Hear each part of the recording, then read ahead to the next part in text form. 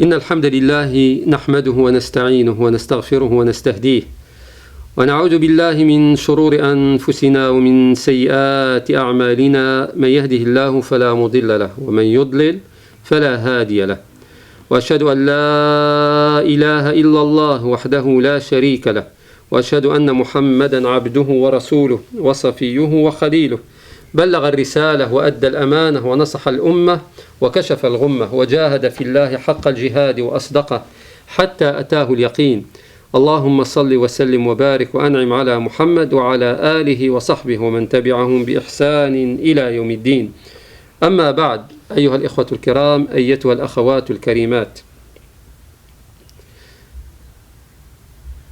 Toujours dans la continuité de cette série, une fois qu'on avait rappelé l'importance de ad-du'a et que ad-du'a c'est l'un des moyens les plus efficaces pour remédier à l'ensemble des maladies qui touchent nos cœurs. La dernière fois on avait abordé 4 parmi les obstacles qui peuvent nuire à nos du'a et qui font en sorte que ces du'a malheureusement ne seront pas exaucés de la part d'Allah subhanahu wa ta'ala. J'avais rappelé que ad-du'a c'est l'une des méthodes les plus efficaces pour purifier nos âmes, pour purifier nos cœurs, pour les remettre sur le droit chemin, pour leur donner la possibilité de se purifier, mais aussi au-delà de cette purification du cœur, de purifier l'ensemble du corps. J'avais rappelé aussi que ad-du'a, c'est l'arme fatale du croyant dans la vie de ce bas monde. Donc il va falloir en profiter davantage.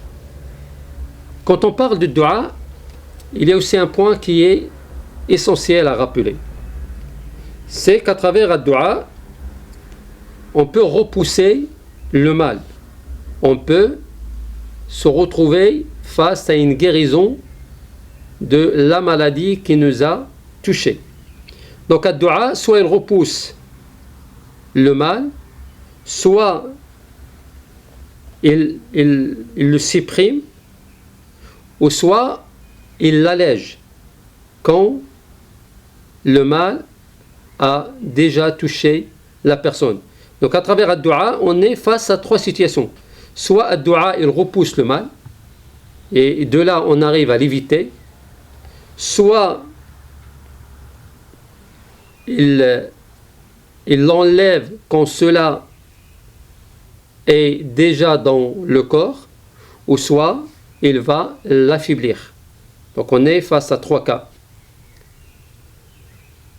Comment ad-du'a fonctionne pour soit repousser la maladie, soit pour l'éliminer, ou soit pour l'alléger?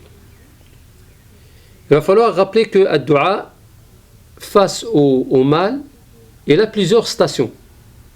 La première des stations, c'est que ad-du'a, il est plus efficace ou il est plus fort que le mal lui-même.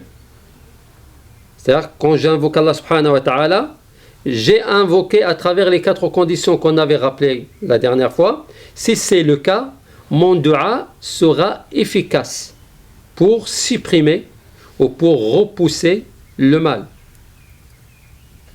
La deuxième station, c'est que ad-du'a, il est moins efficace. Il est plus faible que le mal. Et dans ce cas de figure, c'est le mal qui va dominer ad-du'a. Et là, dans ce cas-là, le serviteur sera atteint de la maladie du cœur. Mais malgré donc cette domination, il va falloir rappeler que ad-du'a allège le mal. Plus on invoque, plus on implore Allah Azza wa Jal, notre du'a va alléger cette maladie qui nous touche. La troisième station, c'est qu'il y aura une égalité entre les deux. On est au même niveau entre ad-du'a et le mal. Et là, il y aura un combat entre les deux. Celui qui arrivera à supprimer l'autre ou celui qui arrivera à dominer l'autre. C'est la raison pour laquelle j'insiste une fois de plus que il y a 4 points qu'on avait soulevés, qu'on avait rappelés, qu'on avait abordés lors de l'ancien dars et qu'il va falloir prendre en considération. Ces 4 points, s'ils sont respectés, bi'iznillahi azza wa jal, le dua sera davantage plus efficace pour repousser le mal ou pour au moins l'affaiblir. Un point qui me semble aussi très important par rapport à dua, c'est al-ilhahu fi dua, l'insistance. Il va falloir persister dans le dua. Et combien de fois on entend des frères et des sœurs qui nous disent « J'ai invoqué tant de fois et mes duas ne sont pas exaucés. Combien de fois j'ai sollicité Allah Azza wa Jal. Combien de fois je me suis rapproché d'Allah Azza wa Jal à travers les duas. Et au final, je me vois que mes duas n'ont pas été agréés ou n'ont pas été acceptés. » On dit à nos frères et à nos sœurs « Barakallahu fikum » comme on l'avait rappelé dans le dars d'avant, c'est qu'il va falloir, quand vous invoquez Allah Azza wa Jal, il va falloir que vous soyez convaincus dans vos duas, qu'Allah Azza wa Jal répondra favorablement à votre demande.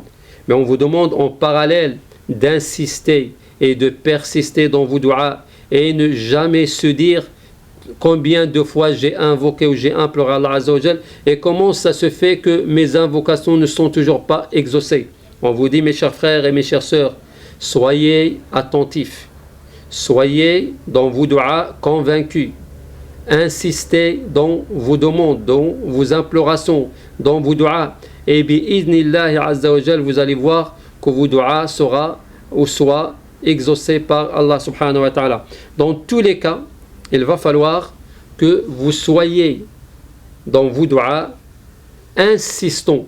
Et Allah azza wa jal aime le abd al-milhah. Allah subhanahu wa ta'ala aime son serviteur qui insiste dans l'invocation, qui répète l'invocation, qui demande l'invocation. Parce qu'à travers cette insistance et à travers cette persistance, qu'est-ce qu'on montre à Allah Azza wa Jal? On montre notre faiblesse devant Allah Azza wa Jal, le Tout-Puissant. On montre notre pauvreté face à Allah subhanahu wa ta'ala, le riche. On montre qu'on a besoin de lui.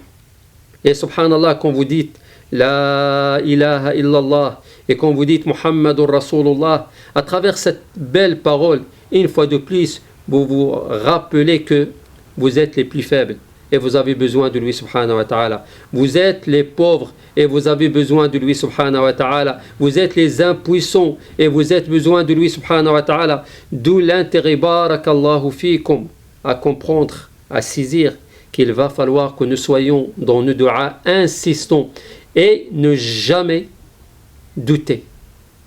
Le doute n'existe pas dans le vocabulaire du musulman. Le doute n'existe jamais dans le vocabulaire. Innahu la ya'asu min rawhillahi illa al-qawmul kafirun. Donc il ne désespère de la miséricorde et de la clémence d'Allah subhanahu wa ta'ala que les mécréants. Le croyant, il est censé avoir toujours espoir en Allah Azza wa Jal. Et plus tu demanderas à Allah Azza wa Jal, plus tu seras bi'idnillahi Azza wa Jal dans la voie qui te mène à ce que ton invocation, ton dua soit agréé et soit accepté par Allah Azza wa Jal. Donc, il n'y a pas à douter. Il va falloir être convaincu. Il va falloir persister dans le dua. Et plus on persistera dans le dua, plus bi'idnillahi Azza wa Jal de la part d'Allah subhanahu wa ta'ala, je dirais que la facilité arrivera et que la clairvoyance de sa part subhanahu wa ta'ala nous touchera et on saura bi'idnillahi azza wa jal où Allah subhanahu wa ta'ala répondra favorablement à notre dua. أسأل الله العلي القدير لي ولكم التوفيق وأن يجعلني وإياكم من الذين يستمعون القول فيتبعون أحسنه. أقول قولي هذا وأستغفر الله فاستغفروه إنه هو الغفور الرحيم.